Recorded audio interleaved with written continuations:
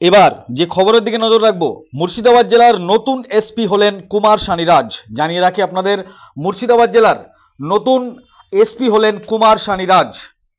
নতুন এসপি কুমার সানিরাজের সঙ্গে সৌজন্য সাক্ষাৎকার করলেন মুর্শিদাবাদ জেলার ভগবানগোলার প্রাক্তন বিধায়ক জনাব আবু সুফিয়ান সরকার।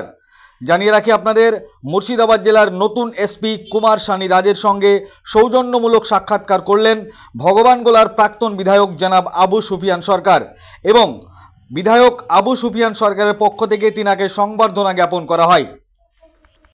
জানিয়ে রাখি আপনাদের, ভগবানগোলার প্রাক্তন বিধায়ক জনাব আবু সুফিয়ানের পক্ষ থেকে নতুন এসপি সাহেব কুমার সানিরাজ মহাশয়কে সংবর্ধনা করা হয়। এই ভিডিওটি যারা দেখছেন চ্যানেলটি লাইক করবেন, শেয়ার করবেন আর সাবস্ক্রাইব করবেন। আই লাভ মাই ইন্ডিয়া, মেরা ভারত মহান। আপনারা দেখছেন আখেরিগঞ্জ নিউজ। নতুন এসপি কুমার সানিরাজকে সংবর্ধনা ভগবানগোলার প্রাক্তন বিধায়ক জনাব আবু সুফিয়ান সরকার মহাশয়ের।